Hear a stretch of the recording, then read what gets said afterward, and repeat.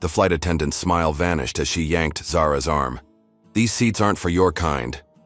Security dragged the twin girls across the floor as passengers recorded. Nobody knew their father owned Sky Vista Holdings, or that tomorrow's billion-dollar merger with Atlas Airlines would spectacularly implode. Before we dive into this shocking true story, let me know where you're watching from in the comments below. Hit that like button and subscribe to the channel if you want to see more stories about justice being served. The story I'm about to tell, you will make your blood boil. But trust me, the ending is worth waiting for. Ready to see how one phone call from a powerful father changed an entire industry? Let's get into it. Zara and Zadie Jackson were not your average 17-year-old twins. With matching dimples, brilliant minds, and the kind of confidence that came from being raised by one of America's most successful black businessmen, the girls had recently been accepted to Yale University with full academic scholarships. Despite their family's immense wealth, their father had insisted they earn their own achievements. Their father, Dominic Jackson, was the brilliant mind behind Sky Vista Holdings, a tech empire valued at $7.2 billion. Unlike many billionaires who flaunted their wealth, Dominic operated with calculated discretion. His name rarely appeared in mainstream media, allowing him to move through the business world without drawing attention to his race.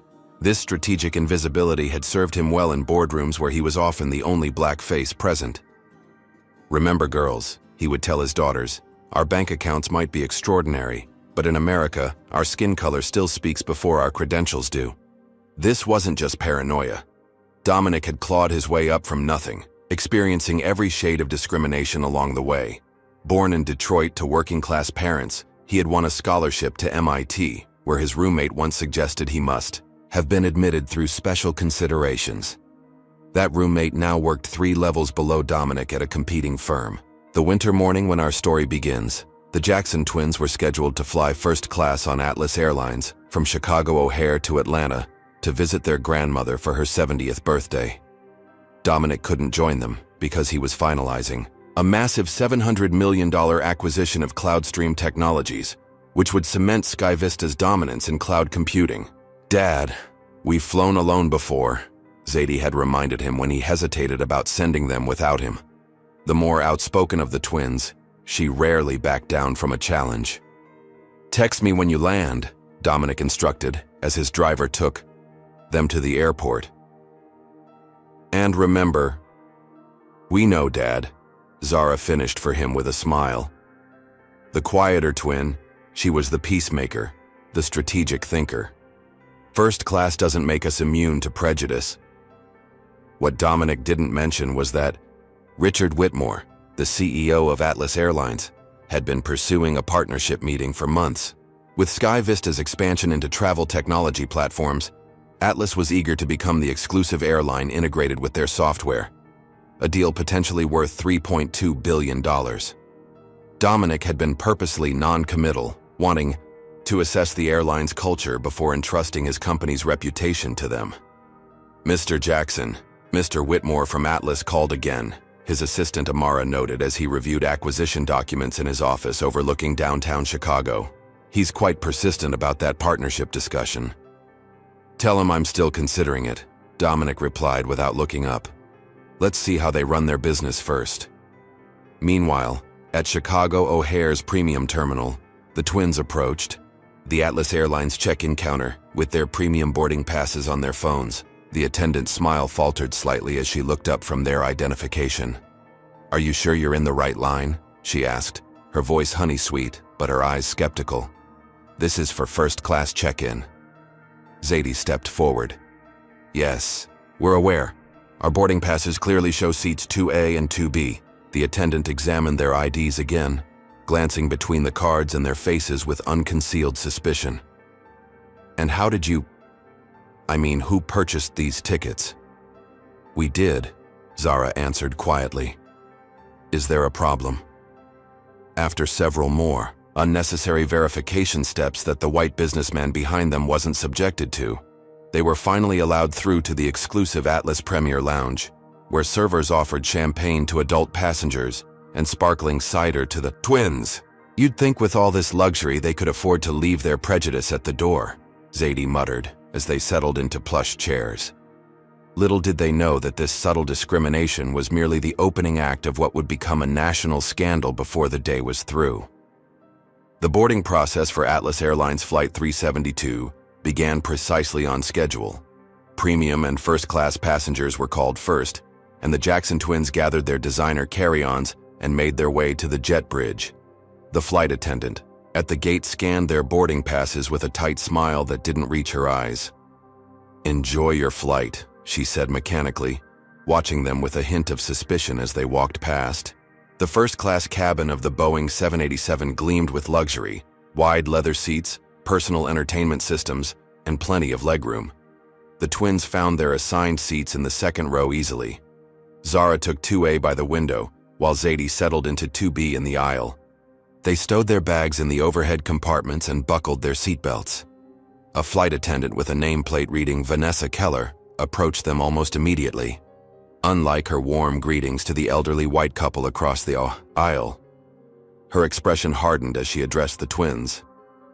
"Excuse me, are you sure you're in the correct seats?" Vanessa asked, her voice carrying enough for nearby passengers to hear.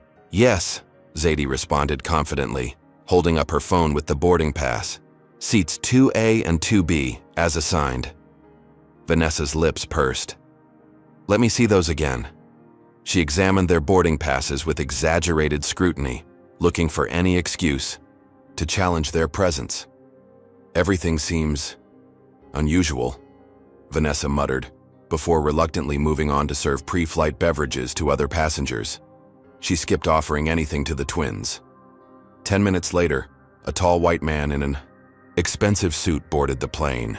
Thomas Harrington, a 50-something banking executive with silver hair and an air of entitlement, stopped at their row and frowned deeply. "You're in my seats," he announced without preamble, his voice carrying through the first-class cabin. Zara looked up confused. "I don't think so, sir. We're in 2A and 2B. "That's impossible," Thomas replied dismissively. "I always book these exact seats on this route. It's clearly a computer error." Zadie pulled out her phone again. "Our boarding passes show these are our assigned seats. Perhaps you could check yours?" Instead of verifying his own assignment, Thomas raised his hand to summon Vanessa, who hurried over with an eagerness she hadn't shown the twins. "These people are in my seats," Thomas declared, emphasizing "these people" with unmistakable disdain. Without even checking his boarding pass, Vanessa turned to the twins. "You'll need to move. Mr. Harrington is a Platinum Elite member." "That's irrelevant," Zadie countered firmly. "We have assigned seats which we paid for. Our status doesn't matter." Other first-class passengers began watching the interaction, with varying expressions, some uncomfortable, others subtly nodding along with Thomas and Vanessa.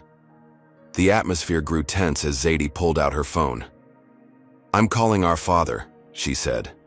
"No need to involve parents," Vanessa said condescendingly. "Let's act like adults here." "I am acting like an adult," Zadie replied. "I'm contacting someone when my rights are being violated." Unfortunately, Dominic's phone went straight to voicemail. He was deep in acquisition negotiations and had his phone on Do Not Disturb. A few seats back, an African-American woman in her 40s observed the situation with growing concern. Dr. Maya Richardson, a renowned cardiothoracic surgeon returning from a medical conference, recognized the familiar pattern unfolding. "Excuse me," Dr. Richardson interjected, addressing Vanessa. "Shouldn't you verify everyone's boarding passes before making assumptions about who belongs where?" Vanessa's face flushed. "I'm handling this situation, ma'am." "Are you?" Dr. Richardson pressed. "Because it seems like you're making assumptions based on appearances rather than documentation." Vanessa's jaw tightened as she picked up the cabin phone.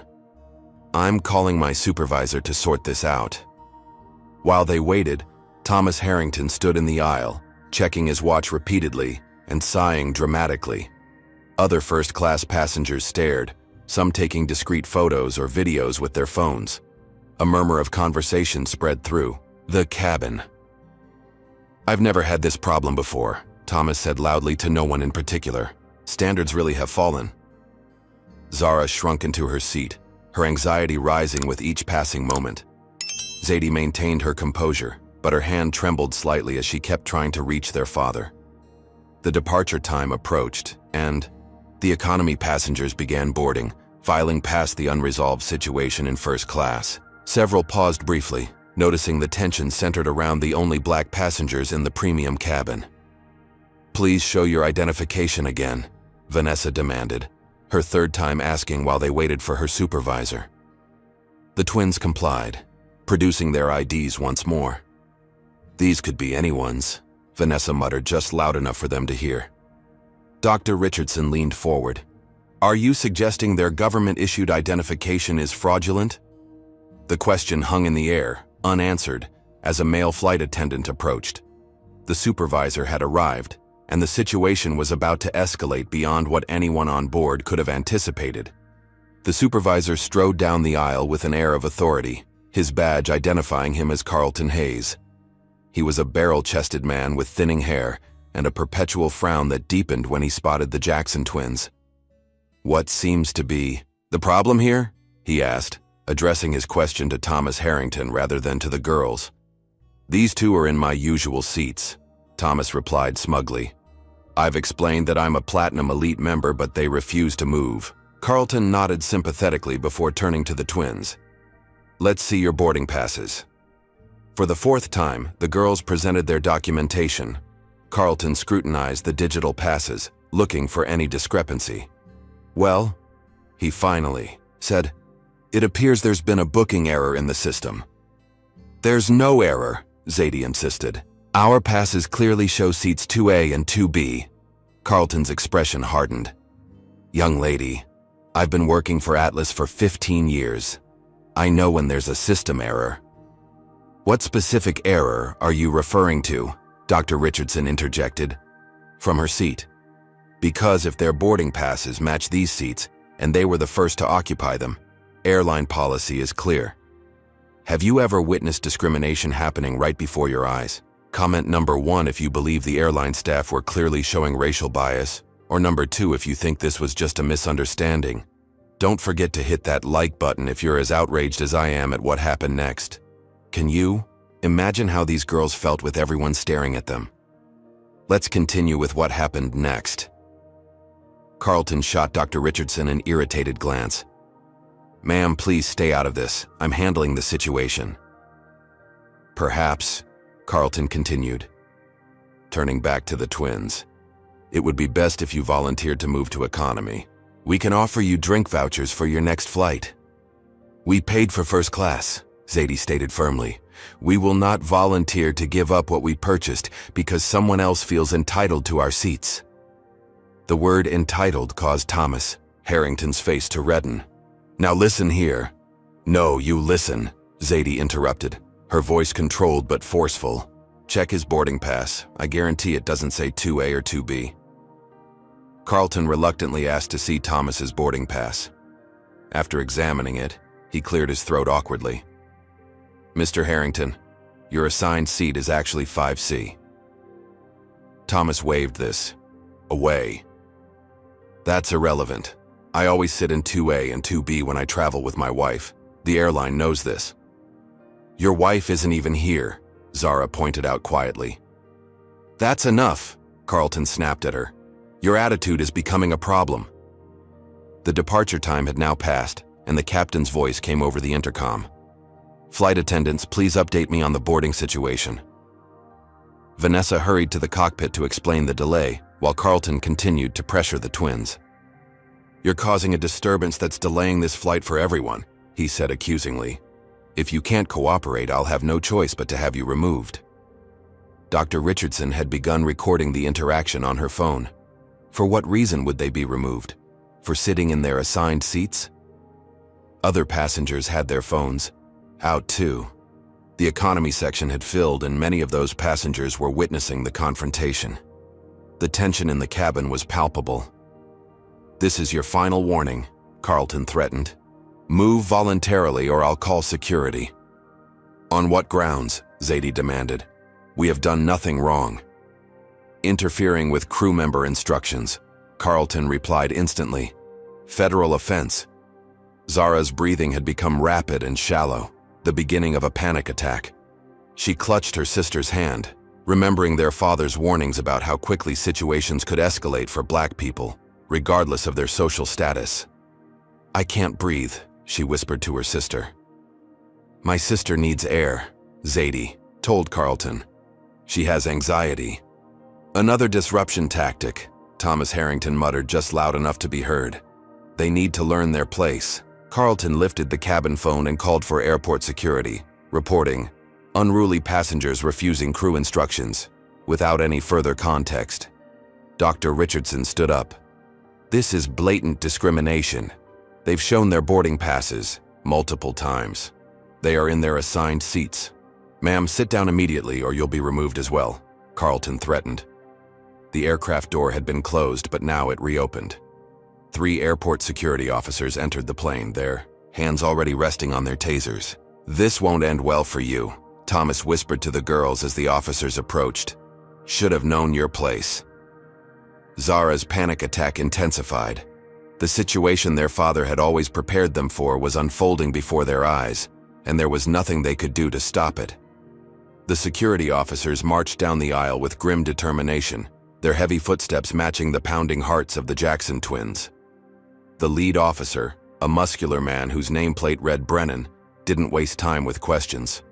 "Stand up," he ordered the girls, his hand already reaching for his handcuffs. "Sir, there's been a mistake," Zadie began, her voice remarkably steady despite her sister's deteriorating condition beside her. "We're in our assigned seats and—" "I said stand up," Officer Brennan interrupted. "Now." Dr. Richardson continued filming. "These girls have done nothing wrong. They're sitting in their assigned seats. This is racial profiling." Officer Brennan ignored her, focusing instead on the twins. When they didn't immediately comply, he grabbed Zadie's arm and yanked her to her feet. "Don't touch me," Zadie cried, out, pulling back instinctively. That slight resistance was all the excuse Brennan needed. "Resisting security personnel," he announced loudly, as if reading from a script. In one swift motion, he twisted Zadie's arm behind her back, causing her to cry out in pain. "Stop it! You're hurting her!" Zara screamed, her panic attack momentarily forgotten as she watched her sister being manhandled. The second officer grabbed Zara, pulling her roughly from her seat. She stumbled, nearly falling, which the officer interpreted as resistance. He forced her face down across the empty seat next to them, pressing his knee into her back as he secured her wrists with plastic zip ties. "She can't breathe," Zadie shouted, struggling against her own restraints. "She has anxiety, please." The cabin erupted in a cacophony of reactions. Some passengers gasped in horror, while others recorded the scene on their phones. A few called out in protest, but most sat in stunned silence, unwilling to risk involvement. "You're using excessive force on minors," Dr. Richardson shouted, still documenting everything. "I'm a physician, and that girl is having a panic attack. She needs medical attention, not restraints." "Ma'am, one more word and you're next," the third officer threatened, stepping toward Dr. Richardson. As the officers began dragging the handcuffed twins toward the exit, Zara's legs gave out completely. Rather than assist her, the officers simply dragged her by her arms, her legs scraping against the floor of the airplane aisle. "My sister needs her inhaler," Zadie pleaded. "It's in her purse. Please." The officers ignored her, continuing their rough handling as they pulled the girls through the first-class cabin, past rows of shocked passengers, many of whom were now standing to get a better view and better footage. Thomas Harrington sat back in his newly acquired seat 2A with a satisfied smirk, taking a sip of the champagne Vanessa had promptly served him once the twins were in custody. "Some people need to learn how the world works," he remarked to the passenger next to him, loud enough for others to hear. As the officers dragged the twins through the economy section, the reality of what was happening became even clearer. Dozens of phones recorded their humiliation. Some passengers called out words of support, while others whispered among themselves. The few black passengers on the flight watched with expressions of grim recognition. They had seen this story before, lived versions of it themselves.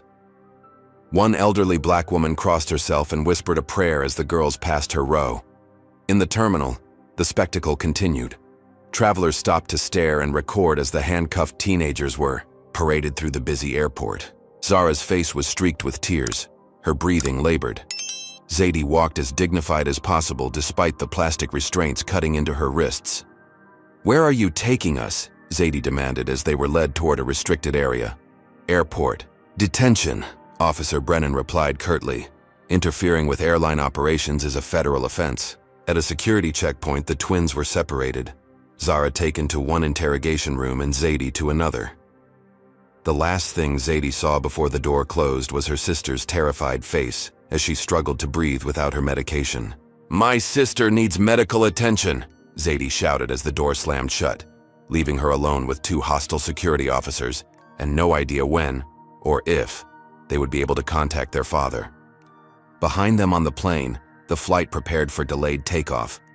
Dr. Richardson, still in her seat but now on her phone, was sending the videos she'd captured to every contact she had, including her considerable social media following. The timestamp on her phone read 10:17 a.m. By 10:25 a.m., the first clip had already been shared 10,000 times. "State your full name and purpose of travel." The security officer loomed over Zadie in the small, windowless room. The walls were bare, except for a federal aviation security poster. A camera blinked in the corner, recording everything. "Zadie, Imani Jackson," she replied, maintaining eye contact despite her fear. "Traveling to visit my grandmother for her 70th birthday." "Who purchased your ticket?" "I did, with my own credit card." The officer's eyebrows raised skeptically. "A 17-year-old with a credit card that can afford first-class tickets?" "Yes," Zadie stated simply. She had learned from her father when to elaborate and when to be concise. This was a moment for the latter. In the adjacent room, Zara was having a harder time. Her panic attack had subsided slightly, but without her inhaler, her asthma was making it difficult to speak. "I need my medication," she wheezed. "In my purse." "We'll get to that," the female officer responded dismissively. "First, explain why you were disrupting a commercial flight." "Wasn't disrupting," Zara managed. "Our seats. Thomas Harrington." "So you admit you know Mr. Harrington?" The officer pounced, misinterpreting her words. "Did you specifically target him?" Zara shook her head desperately, unable to correct the misunderstanding through her labored breathing. Back in Zadie's interrogation room, the questioning had taken an accusatory turn. "You understand making false claims about discrimination is a serious offense?" the officer asked. "So is actual discrimination," Zadie countered. "We were in our assigned seats with valid tickets. We were removed because we're black. It's that simple." The officer leaned forward. "No one is removed from planes because of their race. You were removed for being disruptive. We have dozens of witnesses and videos proving otherwise." "Your phone," the officer demanded, holding out his hand. "I know my rights," Zadie replied. "You need a warrant to search my phone." The officer's face hardened. "We can make this very difficult for you." "I want to call my father," Zadie insisted. "I'm a minor. You can't question me without a parent or guardian present." "Your father can be contacted after we complete processing," the officer replied. "Now about that phone." What they didn't know was that Zadie had already managed something crucial. While being processed, she had used her Apple Watch to send a text to her father's executive assistant, Amara. The message was brief. 911. Atlas Airlines, security detention, O'Hare, they took our phones. Meanwhile, across town in the gleaming Sky Vista headquarters, Dominic Jackson was concluding the acquisition that would reshape the cloud computing industry. The documents had been signed, hands shaken, champagne poured. "Congratulations, Dominic," said the CloudStream CEO. "A historic day for both our companies." Dominic's phone, silenced during the negotiations, had accumulated dozens of notifications. As the room cleared, he finally checked his messages. First came Amara's urgent text forwarding Zadie's SOS. Then a series of news alerts. Teens forcibly removed from Atlas Airlines flight. Viral video shows black girls dragged from first class. Excessive force at O'Hare. Discrimination or security. His blood ran cold as he opened a video link. There were his daughters, his brilliant, poised, well-raised daughters. being handcuffed and dragged like criminals through an airplane while passengers recorded their humiliation. The transformation in Dominic Jackson was immediate and terrifying to witness. The warm, victorious businessman vanished, replaced by something else entirely, a father whose children had been harmed, and a powerful man who knew exactly how to wield his influence. "Amara," he called, his voice deadly calm. "Activate the crisis team. All of them. Now." Within minutes, Dominic's private conference room filled with his elite response team. Victoria Chen, his chief legal counsel, James Washington, head of corporate security and a former FBI agent, Sophia Diaz, his public relations director, and Michael Reed, his chief of staff. "My daughters have been detained at O'Hare after being forcibly removed from an Atlas Airlines flight," Dominic explained, playing the video on the room's large screen. "They were in their assigned first-class seats. This was racial profiling, plain and simple."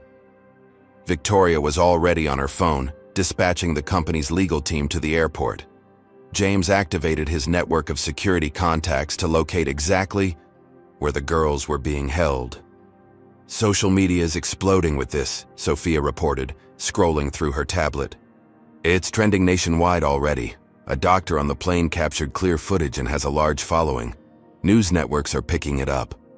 "Atlas Airlines," Dominic repeated thoughtfully. "Richard Whitmore has been pursuing a partnership with us for months. $3.2 billion potentially." "I'll get him on the phone," Michael offered. "Not yet," Dominic replied, his expression calculating. "Let him sweat a little longer." While the Sky Vista team mobilized, the airport security officers were beginning to realize they might have made a serious mistake. "Jackson," one officer said to his colleague outside the interrogation rooms. "Why does that name sound familiar?" His colleague was pale, looking at his phone. "Because Dominic Jackson is the CEO of Sky Vista Holdings, worth billions, and according to social media, these are his daughters." "Are you sure?" "Their school pictures are being shared everywhere, along with his corporate bio. We've got the wrong people in custody, very wrong." Inside her interrogation room, Zadie remained composed despite her growing concern for her sister. She had been raised to handle crises, to remain strategic under pressure. What she hadn't anticipated was how quickly her father's carefully constructed systems would respond. "Ms. Jackson," the officer said, returning with a dramatically changed demeanor. "There seems to have been a misunderstanding. You're free to go." "My sister needs medical attention," Zadie insisted, "and I'm not leaving without speaking to your supervisor and getting a formal explanation for our detention." As if on cue, the door opened. A man in a suit entered, looking profoundly uncomfortable. "Ms. Jackson, I'm Airport Security Chief Reynolds. On behalf of the Airport Authority, I want to extend our sincerest apologies for this unfortunate incident." "Unfortunate incident?" Zadie repeated incredulously. "You mean the racial profiling and physical assault of two minors?" Before Reynolds could respond, another figure appeared in the doorway. An imposing black woman in an expensive suit stepped forward. "Ms. Jackson, I'm Vanessa Thompson, attorney for Sky Vista Holdings. I've been sent by your father. You don't need to say another word without legal representation." For the first time since the ordeal began, Zadie felt tears threatening. Her father had gotten her message. Help had arrived. Across town, Dominic Jackson made a single phone call that would change everything. "Richard," he said when the Atlas Airline CEO answered on the first ring. "I believe we need to discuss your company's approach to customer service." Richard Whitmore, CEO of Atlas Airlines, was in the middle of a board presentation when his assistant urgently signaled him. Seeing Dominic Jackson's name on the incoming call, he quickly excused himself, anticipating good news about their potential partnership. "Dominic, wonderful to hear from you. I was just discussing our technology integration possibilities with the board," Richard said cheerfully. The Arctic coldness of Dominic's response sent a chill through him. "Richard," Dominic's voice was controlled but lethal, "I believe we need to discuss your company's approach to customer service." "I'm not sure I understand," Richard replied, confusion evident in his voice. "My 17-year-old daughters were just handcuffed and dragged off one of your planes for sitting in their assigned first-class seats. It's trending on every social media platform. Turn on any news channel right now." Richard's blood ran cold. He fumbled for the remote in his office and turned on the television. CNN was already showing the footage.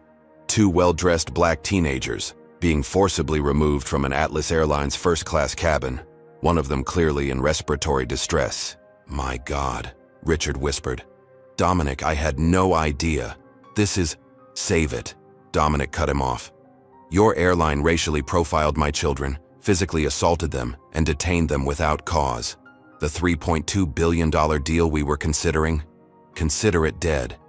In fact, consider your entire company's reputation dead unless you take immediate action." Richard's mind raced, calculating the financial implications. Atlas Airlines stock would plummet once the market processed this news. The partnership with SkyVista would have been transformative for their digital infrastructure. "What do you want me to do?" Richard asked, desperation creeping into his voice. "For starters, fire everyone involved. Then I want your head of operations, your chief diversity officer, if you even have one, and you personally at O'Hare within the hour. My daughters will receive a public apology. And that's just the beginning." The line went dead, leaving Richard staring at the television where the hashtag Atlas Airlines Racism scrolled across the bottom of the screen. His phone immediately rang. Again. This time it was the company's largest shareholder. Across the country, the story was spreading like wildfire. The footage captured by Dr. Maya Richardson had exceptional clarity and showed the entire incident from the initial confrontation to the violent removal. As a respected surgeon with over 200,000 social media followers, her posts carried instant credibility. "I witnessed blatant racial discrimination today on Atlas Airlines Flight 372, her post read. Two black teenagers with valid first-class tickets were forcibly removed to accommodate a white male passenger who wanted their seats. This is what racism looks like in America, even in 2023. Major news networks picked up the story within minutes. Breaking news. Black teens dragged off flight in shocking video. Appeared as Chirons across screens nationwide. Social justice organizations issued statements. Celebrities shared the videos with outraged commentary. Are you shocked by how quickly this story exploded on social media? Comment number 1. If you believe social media has become an essential tool for exposing discrimination. Or number 2, if you think it sometimes rushes to judgment too quickly. Don't forget to hit that like button if you're amazed by the power of a single video to create accountability. How would this situation have ended if no one had recorded it? Let's see what happened next as the airline scrambled to respond. At Atlas Airlines headquarters, crisis management teams were assembled in emergency sessions. The company's initial statement, hastily released on social media, only made matters worse.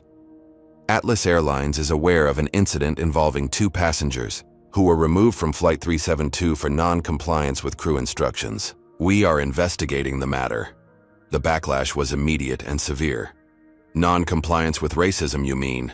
Read one viral response with over 50,000 shares within minutes. As trading opened for the day, Atlas Airlines stock immediately dropped 8%. Financial analysts were already predicting the day would end with double-digit losses. In Chicago, Dominic Jackson's private jet touched down at a separate terminal from commercial flights. He emerged with a team of attorneys, security personnel, and public relations specialists, an army of professionals trained for exactly this type of crisis. News helicopters captured his arrival, broadcasting live as his motorcade sped toward the airport security center where his daughters were being held.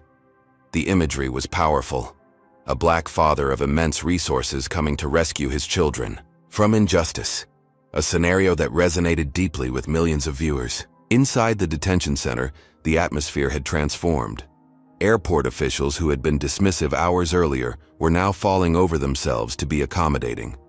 Zara had finally received medical attention and her inhaler, while Zadie sat with the SkyVista attorneys, meticulously documenting every aspect of their ordeal. "Ms. Jackson, if there's anything else you need," the security chief offered nervously. "I need you to explain why officers under your command used excessive force on minors who had committed no crime," Zadie replied coolly. "And I'd like that explanation recorded for my father's legal team." Meanwhile, Flight 372 had finally departed for Atlanta, nearly 2 hours behind schedule. In first class, Thomas Harrington enjoyed his champagne, unaware that his identity had been discovered by internet sleuths who connected him to Meridian, banking group where he served as executive vice president. By noon, Meridian Banking's social media accounts were flooded with comments demanding Harrington's termination. Videos showing him smugly taking the seat after the twins' removal circulated with captions identifying him by name and title. The airline staff involved were facing similar public identification.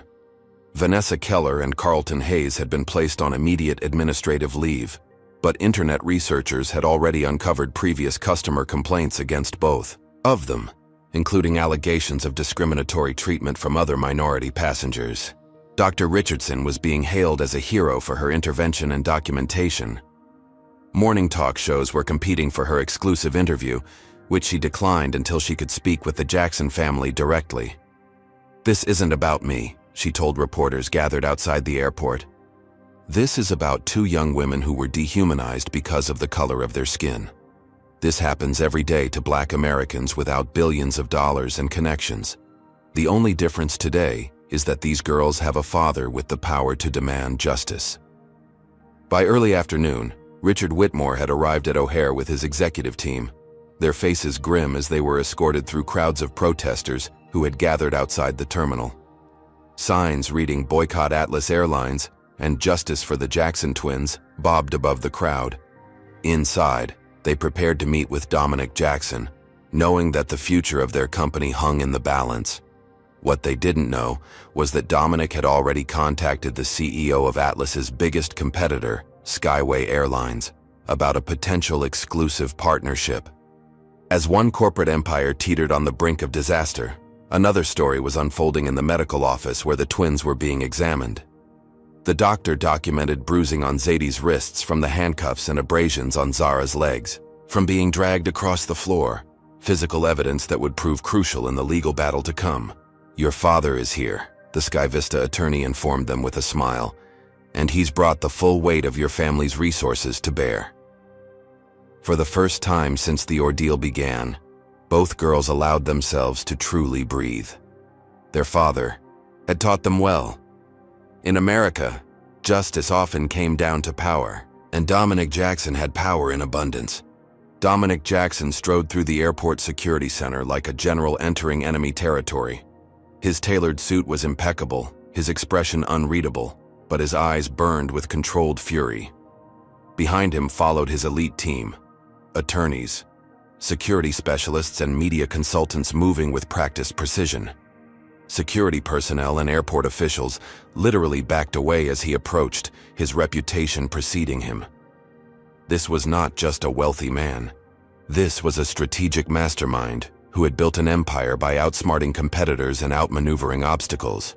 When he finally reached the medical room where his daughters were being treated, Dominic's carefully maintained composure cracked. Seeing the bruises on Zadie's wrists and the tear-stained face of Zara, he embraced them with the fierce protectiveness that had defined his parenting since their mother's death years earlier. "Are you all right?" he asked, examining them with his own eyes despite the medical reports he'd already been given. "We're okay, Dad," Zadie assured him, though her voice trembled slightly. "They didn't know who we were. They shouldn't have treated anyone this way, regardless of who they are," Dominic replied, his voice low but intense. "This ends today." He turned to his chief of staff. "Is everything prepared?" "Yes, sir. The press is assembled in conference. Room A." Atlas executives are waiting in a separate room, as requested. Dr. Richardson has arrived to support the girls' account. The medical documentation is complete. Dominic nodded, his mind calculating variables and outcomes like the business genius he was. He turned back to his daughters. "I need to know. Do you want to be part of this next step? You can rest, and I'll handle everything. Or you can stand with me. Either choice is perfectly acceptable." The twins exchanged a glance. That silent communication that had connected them since birth.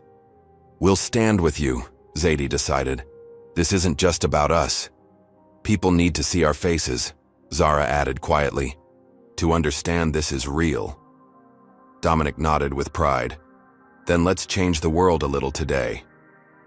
30 minutes later, After the girls had been given time to compose themselves and change into fresh clothes brought by their father's staff, they entered conference room A.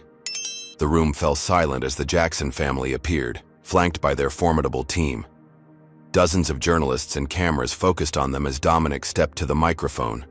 Behind him, a screen displayed the Sky Vista Holdings logo, a deliberate reminder of the power backing this family.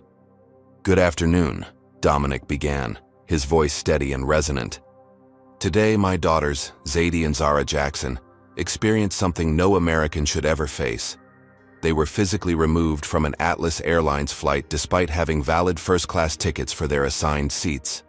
They were handcuffed, dragged through a public space, and detained without cause or due process." He paused, letting the weight of his words sink in. The only apparent reason for this treatment was the color of their skin. They were well-dressed, well-spoken, and completely within their rights. Yet they were humiliated and physically harmed while simply trying to visit their grandmother. The cameras clicked rapidly as he continued. "What happened today reflects a painful reality that many Black Americans face: the presumption of not belonging in certain spaces. My daughters were deemed suspicious for simply existing in first class." His voice remained measured, but the intensity behind his words was unmistakable. "I built Sky Vista Holdings from nothing into a $7.2 billion company. I've overcome obstacles and prejudices at every step. I've taught my daughters that excellence is their best defense in an unfair world. But today proves that even excellence, even wealth cannot fully shield Black Americans from discrimination." Then came the strategic bombshell. Atlas Airlines CEO Richard Whitmore has been pursuing a partnership with Sky Vista for months. A deal potentially worth $3.2 billion. Today's events have made it abundantly clear that Atlas Airlines does not share our corporate values of dignity, respect, and equality. Therefore, I am announcing that Sky Vista will instead be entering into an exclusive partnership with Skyway Airlines, Atlas's chief competitor. A wave of murmurs swept through the room. Business reporters frantically typed on their phones, understanding the seismic implications for the airline industry. Additionally, my legal team will be filing civil rights violations charges against Atlas Airlines, the specific employees involved, and Mr. Thomas Harrington, whose entitlement initiated this incident. Dominic's expression softened slightly as he continued. "I want to publicly thank Dr. Maya Richardson, who bravely stood up for my daughters when no one else would. Her moral courage and quick thinking in documenting this incident exemplifies the best of humanity." Dr. Richardson, seated in the front row, nodded solemnly. "Finally, I want to make something perfectly clear. This is not about money. My family doesn't need financial compensation. This is about accountability and systemic change. No settlement will be accepted without significant policy reforms and retraining programs across Atlas Airlines' entire operation." He turned slightly, inviting Zadie to the microphone. She stepped forward with remarkable poise for a teenager who had been handcuffed hours earlier. "What happened to us today happens to Black Americans who don't have famous parents or resources," she said clearly. "The difference is that we have the platform to demand change. We intend to use it." As the press conference continued, Atlas Airlines executives watched from a separate room, their faces ashen. Richard Whitmore clutched the edge of the table as he watched billions in market value evaporate with each word Dominic spoke. "Get me a private meeting with him," Richard muttered to his chief of staff. "Whatever it takes." Across town, Meridian Banking Group's board of directors convened an emergency session to discuss Thomas Harrington's future with the company. Videos of his smug comments about the twins learning their place had now been viewed over 5 million times. Meanwhile, Carlton Hayes and Vanessa Keller were discovering that their personnel files had been leaked online, revealing multiple past complaints of discriminatory behavior that Atlas Airlines had systematically ignored or dismissed. By evening, the story had evolved from a viral video to a national conversation about privilege, corporate responsibility, and racial bias. Cable news panels debated the implications, while Atlas Airlines stock closed down 22%, a single-day loss of billions in market value. In a private room after the press conference, Dominic met with his daughters away from the cameras. "I'm so proud of how you handled yourselves today," he told them. "But I want you to know something important. Your worth isn't determined by how gracefully you endure discrimination. You never have to be perfect victims to deserve justice. Zara, still quieter than usual from the trauma, looked up at her father.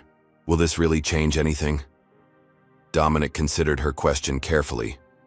Systems don't change overnight, but when you hit them hard enough financially, you get their attention. And once you have their attention, real change becomes possible. As night fell, Richard Whitmore's desperate request for a private meeting finally reached Dominic. After consulting with his daughters, he agreed to meet the Atlas CEO the following morning. "Remember what I taught you about negotiation," Dominic told the twins as they finally headed to their hotel. "The person who needs the deal most has already lost." And Richard Whitmore, watching his company's value plummet while competitors circled like sharks, needed this deal very badly indeed. The conference room at the Four Seasons Hotel Chicago crackled with tension. On one side sat Dominic Jackson and his daughters, flanked by their legal team. Across the polished mahogany table, Richard Whitmore and his Atlas Airlines executives shifted uncomfortably in their chairs. The contrast between the two sides was striking. Dominic's team projected calm confidence, while the Atlas representatives radiated anxiety. The airline stock had fallen another 8% in pre-market trading, and major clients were already announcing they would reconsider their corporate contracts. "Thank you for agreeing to this meeting," Richard began, his voice straining, for its usual authoritative tone but falling short. "We want to express our deepest apologies for the inexcusable treatment your daughters experienced." Dominic remained silent, simply watching Richard squirm. He had learned long ago that uncomfortable silences often revealed more than prepared statements. "We're prepared to offer a significant settlement," Richard continued, sliding a folder across the table, "along with a public apology and assurances that the employees involved have been terminated." Dominic didn't even glance at the folder. "Richard, if you think this is about money, you've fundamentally misunderstood the situation." "Then tell us what you want," Richard pleaded. "Atlas Airlines cannot afford this public relations disaster." "That's precisely the problem," Dominic replied evenly. "You're viewing this as a PR issue rather than a human rights violation. My daughters were physically assaulted for being black in first class." At this, Zadie straightened in her chair. "We would like Mr. Hayes and Ms. Keller to join this meeting." Richard blinked in surprise. "The flight attendants? But they've been terminated." "Yet they haven't faced the people they harmed," Zadie responded. "We want to look them in the eyes." Richard exchanged glances with his team before reluctantly making a call. 20 minutes later, a visibly nervous Carlton, Hayes and Vanessa Keller were escorted into the room. Neither could meet the twins' gaze. "Do you know why you're here?" Zara asked quietly, the first words she had spoken directly to them. "To apologize," Vanessa mumbled, staring at the table. "Look at me when you speak," Zara demanded, her voice stronger than anyone in the room had heard since the incident. Vanessa raised her eyes reluctantly. "I want you to understand what you did to me," Zara continued. "I've had clinical anxiety since I was 12. When you decided we didn't belong in first class because of our skin color, you triggered a panic attack that could have become life-threatening when you denied me access to my medication." Carlton shifted uncomfortably but remained silent. "And you," Zadie addressed him directly. "You called security on 2 teenagers without checking our boarding passes properly. You allowed a white man to claim our seats without verifying his ticket. You escalated a non-situation into a violent confrontation." "We were following protocol for unruly passengers," Carlton attempted to defend himself. "Were you following protocol when you ignored 3 previous discrimination complaints against you?" Dominic interjected, sliding printed copies of Carlton's personnel file across the table. "Atlas Airlines received formal complaints in 2019, 2021, and 2022 from minority passengers who experienced similar treatment from you." Richard Whitmore paled visibly. "Where did you get those files?" "The question isn't how I got them," Dominic replied coldly. "The question is why your company buried them instead of addressing a clear pattern of discriminatory behavior." At this moment, the door opened again, and Dr. Maya Richardson entered the room. The Atlas executives looked confused by her arrival, but Dominic had specifically requested her presence. Dr. Richardson witnessed everything, Zadie explained. Unlike most bystanders, she had the courage to intervene and document the truth.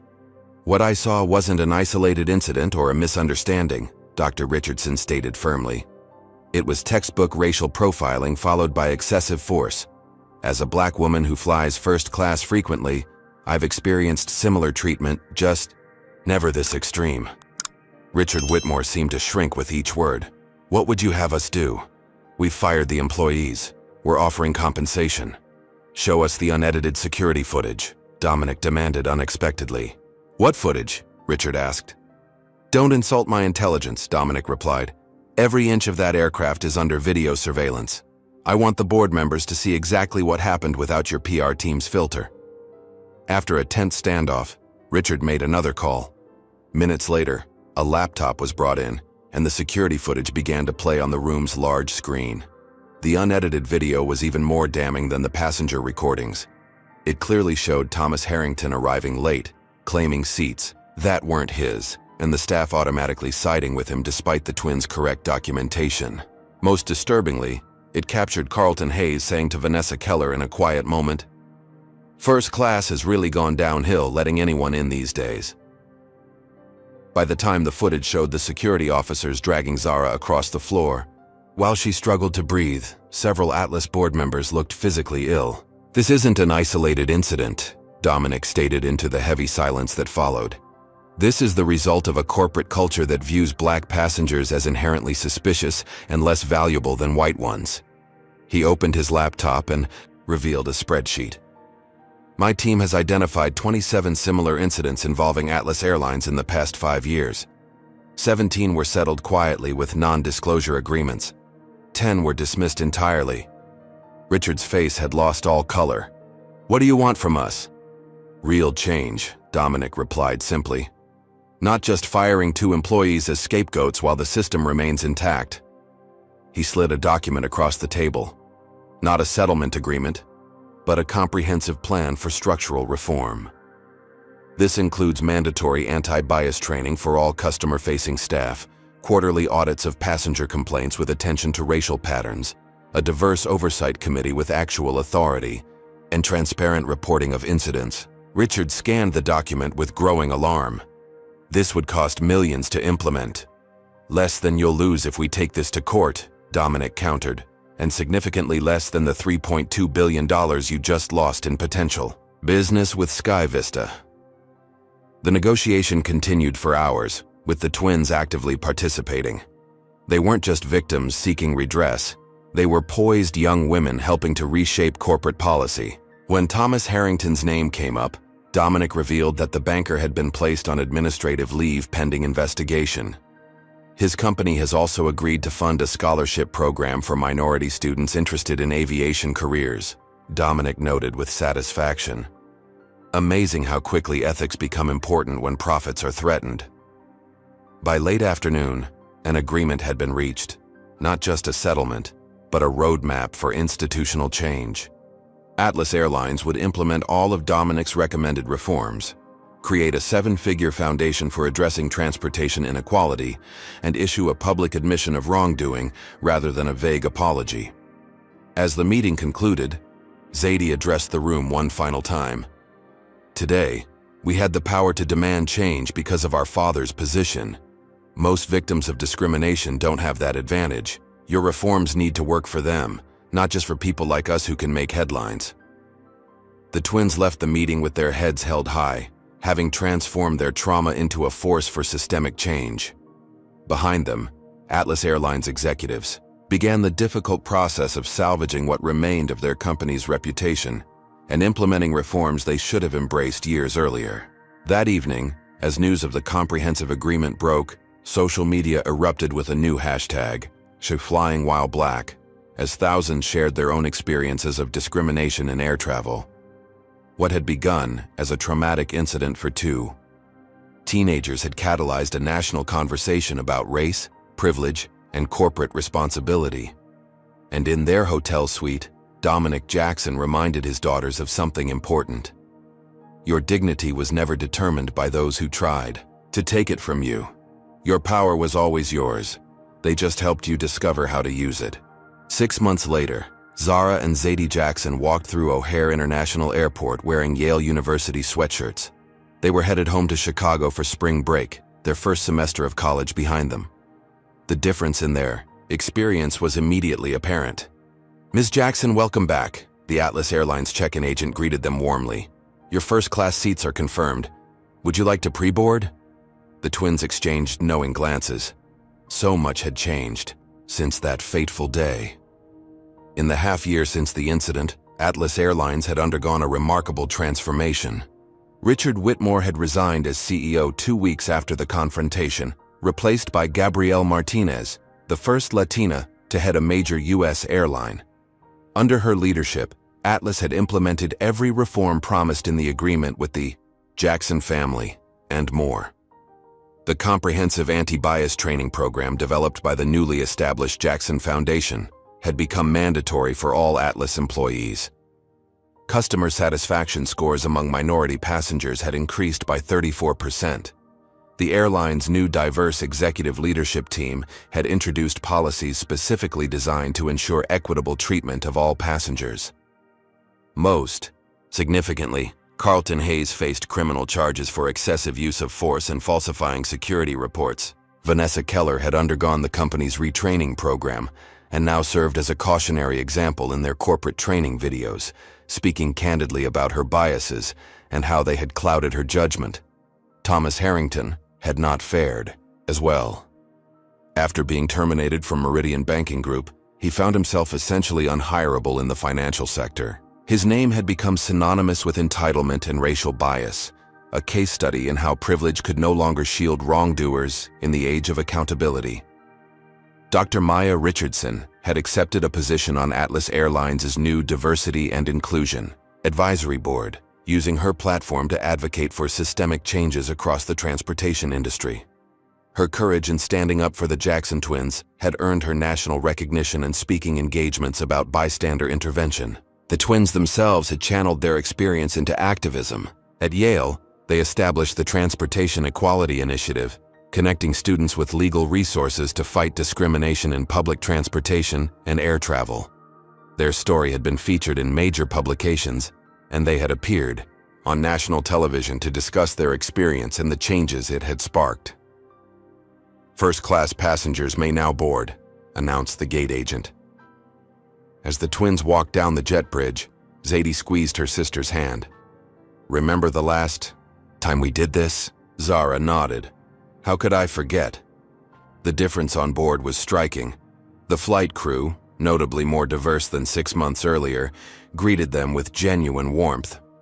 The first-class cabin itself had been redesigned with input from the Jackson Foundation, featuring subtle nods to inclusivity in its artwork and magazine selections. What few passengers realized was that Dominic Jackson now owned 30% of Atlas Airlines stock, making him the company's largest shareholder. Rather than destroying the airline that had wronged his daughters, he had chosen to transform it from within, a more lasting and impactful approach to change. "Your father's strategic brilliance never ceases to amaze me," commented Helena Washington, the twins' grandmother, when they arrived in Chicago and shared updates on the airline's transformation. "He turned your pain into progress for thousands." Dominic had indeed been methodical in his approach. The settlement money, which the family had initially refused but eventually accepted on the condition it would fund educational initiatives, had established scholarships for minority students pursuing careers in aviation and transportation policy. The impact extended far beyond Atlas Airlines. Other carriers, seeing the financial and reputational consequences of allowing discriminatory practices to continue, had proactively revised their training programs and accountability measures. The Department of Transportation had opened investigations into industry-wide patterns of discrimination, using Atlas as both a cautionary tale and a model for reform. For Zara and Zadie personally, the experience had shaped their educational and career aspirations. Zadie had decided to pursue corporate law with a focus on civil rights, while Zara found herself drawn to psychology and organizational behavior, understanding how institutional biases form and how they can be dismantled. 2 weeks after their spring break visit home, the twins received an unexpected invitation. Atlas Airlines was unveiling a new training center named after Dr. Maya Richardson, dedicated to equitable customer service practices. They were asked to be guest speakers at the opening ceremony, standing before a room of airline executives, government officials, and media representatives. The Jackson twins shared their story one more time, not as victims, but as catalysts for change. "What happened to us was painful, but sadly not unique," Zadie told the audience. "The difference was that we had resources and a platform to demand accountability. The real measure of progress," Zara added, "isn't how people like us are treated now.